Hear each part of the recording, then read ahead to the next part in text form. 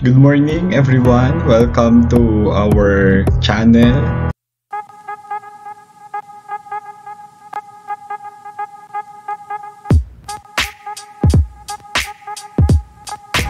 For this video, pag-aaralan natin kung paano mag-craft ng ng mga qualitative research questions na napaka-essential sa panggagawa ng ating research for qualitative studies. Ang content ng ating video are the following. First, we will have the review of research questions, the guiding principles, and of course, the types of research questions. We will also provide you with the tips and examples ng mga research questions na qualitative. First, ano ba ang research questions? So, kapag sinabing research questions, it specifies what is being sought. Ito yung gustong nating masagot sa ating qualitative research or even in quantitative research.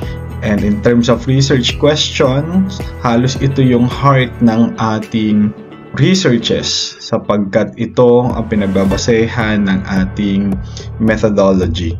And of course, ito yung objective ng ating research na gusto nating ma-attain. Para sa quantitative researches, ito yung nag-i-enable ng testing for research hypothesis, while for qualitative research, ito yung nag-guide sa ating assumptions. Here are the principles for qualitative questions. Kapag gagawa tayo ng qualitative research questions, it should be open. Therefore, hindi natin nililimit ang participants' answers unlike the questions for quantitative researches that are closed questions. Now, we can also describe qualitative questions as an overarching or general questions na hindi answerable by yes or no para makapag-share ang ating mga research participants or informants ng kanilang mga information. Another guiding principle for qualitative research is it is neutral and exploratory language that does not convey conclusions that we are expecting as a researcher. Ang ibig sabihin nito, hindi directional ang ating mga qualitative research questions. Hindi natin pinapakita sa question pa lamang kung meron bang impact, kung ano yung nag-e-exist. Hindi din natin pinapakita kung meron na bang relationship and others. Kailangan non-directional tayo or neutral ang ating pagpo-post or ang ating pag-craft ng isang qualitative question. Ang qualitative question ay pwedeng mahati sa dalawang uri, ang central question and the sub-question. Meanwhile, we should take note na ang ating nature of qualitative questions are living. Therefore, may chances na i-classify ito as a working research question that is open to changes habang ina-accomplish natin ang ating research project. And then, let's focus on the types of qualitative research questions. So, ang una natin pag-aralan ay yung central questions o yung overarching questions. The characteristics are as follows. So, it begins with how or what. It ensures that the question will not produce quantitative data. And it lists the central phenomena, yung ating mismong pinag-aaralang pangyayari or experience. And it identifies the participants and the research site. Itong ating central question, siya yung directly tumutugon sa ating research objective. The format na pwede natin gamitin is as follows. What is, and then we mention the central phenomena.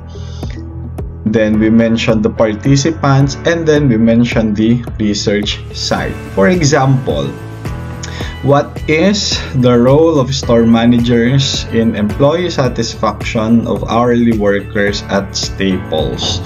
So, nabanggit dito ang central phenomena nabanggit din ang participants, at nabanggit din ang research site. So, ang pinag-aaralan nating experience or phenomena ay yung role ng mga store managers, having them as the participants of the research, and the research site at Staples.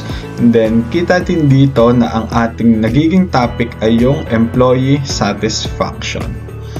Now, pagdating naman sa sub-question, ito yung sumusuporta sa ating central question, which is characterized by being more specific, and these are the questions that you would ask on a survey or in structured interviews. Ito yung, kung ang central question ay ang overarching question, ang sub-question naman yung mga specific questions na ating itatanong upang ma-derive natin ang answer para sa central question. So we may format the question as follows: what is the sub-question issue or for participants, optional, at in research site, which is optional. Kasi nabanggit na natin siya dun sa ating central questions. Now, for example, we may have the central question as what is the role of store managers in employee satisfaction of hourly workers at Staples. We can then have the following sub-questions, could either be procedural or issue questions. Now, what is the difference between procedural and issue questions? The procedural questions are those conversational questions na ating tinatanong as preliminaries para sa ating issue questions. And then issue questions are the specific questions na ating itatanong upang ma-bridge natin ang mga sagot ng ating respondents papunta sa central questions. Now, we should take note that only the overarching question and the issue sub-question will appear in the manuscript. On the other hand, lahat ng type of questions, either procedural or issue questions, ay mag-a-appear sa ating interview protocol. Next, ano ang mga purpose ng mga research questions that we can ask? So we have 6 purposes. First is to elicit experience or behavior. So the samples are as follows. We are asking this to elicit what person does or has done. Next is questions that elicit opinions or values. Ito yung mga uri ng questions na tinatanong natin para ma-identify kung anong iniisip ng ating mga respondents about the phenomena or the experience, focusing of course on their opinions and values. Then we may ask questions about feelings, how our respondents or how the informants reacts emotionally to the experience. The sample are as follows.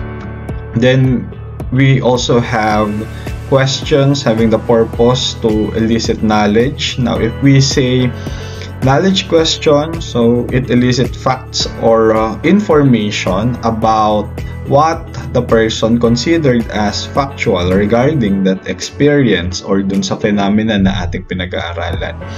We may also ask sensory questions, of course, from the word itself, sensory.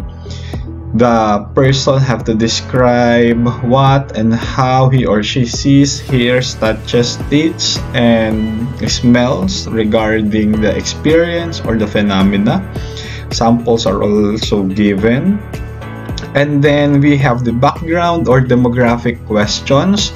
The purpose from the word itself is to describe the research participant or describe him or herself to aid the researcher in identifying the person in relation to others. We may ask about age, education, occupation, or residence. Again, the questions that we may ask may focus on experience or behavior, opinions or values, feelings, knowledge, sensory, and background or demographic of our research participants or research informants. Once again, thank you for watching. I hope you learned things regarding crafting qualitative research questions. Please like and share.